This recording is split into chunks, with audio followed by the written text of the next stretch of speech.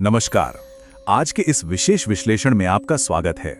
आज हम अधिक मास कथा के 5वें अध्याय के उन रहस्यों में गोता लगाने वाले हैं जो सच में बहुत ही भावुक और गहरे हैं। आज का हमारा ये सफर पूरी तरह से अस्वीकृति से लेकर ईश्वरीय आश्रय तक का है। हम बात करेंगे अधिक मास की उस गहरी पीड़ा की, भगवान विष्णु के साथ उनके अत्यंत करुणामय संवाद की और अंततः गोलोक के सर्वोच्च धाम की ओर उनकी उस अद्भुत दिव्य यात्रा की। तो चलिए बिना किसी देरी के शुरू करते हैं। इस कथा के एकदम भावनात्मक केंद्र में सीधे प्रवेश करते हैं। जरा अधिक मास की इस हताश पुकार को महसूस कीजिए। हे नाथ, मेरी रक्षा करें, अपनी शरण में आए हुए की आप उपेक्षा क्यों कर रहे हैं? संपूर्ण ब्रह्मांड द्वारा ठुकराए जाने के बाद वह भय से कांप रहा है। यह पुकार सीधे हृदय पर आघात करती है ना? यह उस चरम पीड़ा को दर्शाती है जब कोई स्वयं को पूरी तरह से उपेक्षित और अकेला पाता है। चलिए इस कथा की शुरुआत करते हैं जहां अधिक मास की ये गहरी पीड़ा साफ झलकती है। सोचिए, दर्द कितना गहरा होगा। सभी के द्वारा मलमास कहकर इतना तिरस्कार मिला कि अधिक मास वैकुंठ में ही मूर्छित होकर गिर पड़े। लेकिन यहीं पर हमें ईश्वरीय करुणा का पहला संकेत मिलता है। भगवान श्री हरि के एक छोटे से इशारे से गरुड़ देव बड़ी कोमलता से अपने पंखों से हवा करते हैं और उसे होश में लाते हैं। लेकिन होश में आने के बाद भी अधिक मास अंदर से पूरी तरह टूट चुका है। उसकी पीड़ा इतनी असीम है कि वो सीधे कहता है, मुझे कुछ भी अच्छा नहीं लग रहा, मैं केवल मरना चाहता हूँ। ब्रह्मांड के रचयिता के सामने खड़ा होकर अपना अस्तित्व ही मिटा देने की बात कहना वास्तव में असहनीय पीड़ा से मुक्ति की एक करुण गुहार है। और ठीक इसी गहरे अंधकार और हताशा के बीच भगवान श्री हरि का वो करुणामय संवाद आता है जो सब कुछ बदल कर रख देता है। भगवान विष्णु बेहद स्नेह से कहते हैं, उठो उठो वत्स, तुम्हारा कल्याण हो, तुम्हारा दुख मुझे ज्ञात है। जरा इस पर गौर कीजिए। वत्स यानी बच्चे। इस एक कोमल शब्द ने पल भर में ही सारी निराशा को एक दिव्य आशा में बदल दिया। तुम्हारा दुख मुझे ज्ञात है, बस इतना सुन लेना ही किसी भी पीड़ित के लिए सबसे बड़ी सांत्वना होती है। अब भगवान सिर्फ सांत्वना ही नहीं देते, बल्कि एक बहुत ही अद्भुत संकल्प लेते हैं, गोलोक प्रस्थान का। वो अधिक मास को गोलोक ले जाने का वचन देते हैं। अब गोलोक कोई साधारण जगह नहीं है।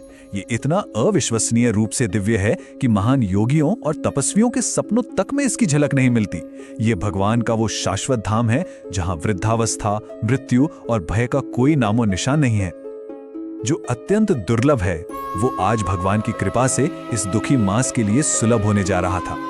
अब इस महान यात्रा पर निकलने से पहले हमारे ग्रंथों में इन स्वर्गीय लोकों का जो अद्भुत नक्शा और वर्णन मिलता है, आइए उसे थोड़ा समझते हैं। इसकी विशालता की कल्पना कीजिए। पूरे 3 करोड़ योजन में फैला हुआ ये गोलोक धाम तीनों लोकों के एकदम ऊपर एक शुद्ध प्रकाशमान ऊर्जा के असीम गोलाकार विस्तार के रूप में स्थित है। ये सिर्फ एक भौतिक स्थान नहीं है, बल्कि साक्षात तेज का स्वरूप है।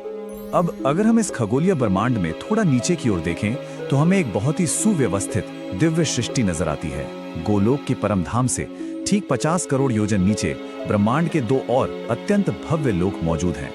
ब्रह्मांडीय संतुलन देखिए, गोलोक के ठीक नीचे दाहिनी ओर वैकुंठ है और बाईं ओर शिवलोक। प्रलय काल में भी अछूते रहने वाले ये दोनों ही लोक 1-1 करोड़ योजन के विशाल क्षेत्र में फैले हुए हैं।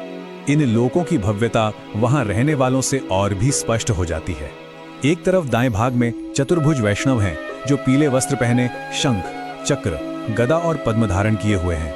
वहीं बाईं तरफ शिव के वीरगण हैं जो भस्म लगाए, नागों को पहने हुए और त्रिशूल थामे हुए हैं। एकदम स्पष्ट और संतुलित दिव्य व्यवस्था।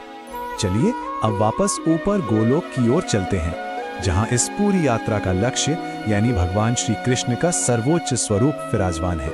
ऋषियों ने परमात्मा तक पहुंचने का क्या ही सुंदर क्रम बताया है। ये कोई सीधी सड़क नहीं है। पहले एक अनंत प्रकाशमान ज्योति मिलती है जो आंखें चौंधिया देती है। फिर भीतर एक शुद्ध परमानंद का अनुभव होता है और उसके बाद अंततः भगवान श्री कृष्ण का वो अत्यंत सुंदर स्वरूप नजर आता है। सच कहूं तो ये वर्णन हमेशा मन मोह लेता है। कल्पना कीजिए, गहरे नीले कमल के समान उनका वर्ण है, लाल कमल जैसे नेत्र हैं और मुख पर करोड़ों शरद पूर्णिमा के चंद्रमाओं जैसी अद्भुत चमक है। 2 भुजाओं में दिव्य मुरली लिए, गले में कौस्तुभ मणि और वनमाला धारण किए हुए रत्नों से जड़े सिंहासन पर वो विराजमान है। ये पूर्ण परब्रह्म का साक्षात स्वरूप है। और फिर आता है इस अध्याय का सबसे खूबसूरत और भावुक पल। श्री हरि अत्यंत कोमलता से उस अधिक मास का हाथ पकड़ते हैं जो कुछ समय पहले तक वैकुंठ में दुख में डूबा था, और उसे सीधे इस सर्वोच्च शांति के गंतव्य तक ले जाते हैं। ये उस वादे का पूरा होना है। यहाँ हमारे लिए भी एक बहुत गहरा संदेश है। ग्रंथों में स्पष्ट लिखा है कि जो भी साधक इस शांत और विकार रहित सर्वोच्च स्वरूप का ध्यान करते हैं, वे अंततः उसी परम शांति को प्राप्त करते हैं जहां आज अधिक मास को लाया गया है। और इसी ईश्वरीय कृपा के शिखर पर आज का हमारा ये विश्लेषण ठहरता है। जरा सोचिए, एक तिरस्कृत मास जिसे पूरी दुनिया ने ठुकरा दिया था, वो आज भगवान के सबसे गुप्त धाम में पहुंच चुका है। लेकिन कहानी यहाँ खत्म नहीं होती, ये तो बस एक शुरुआत है।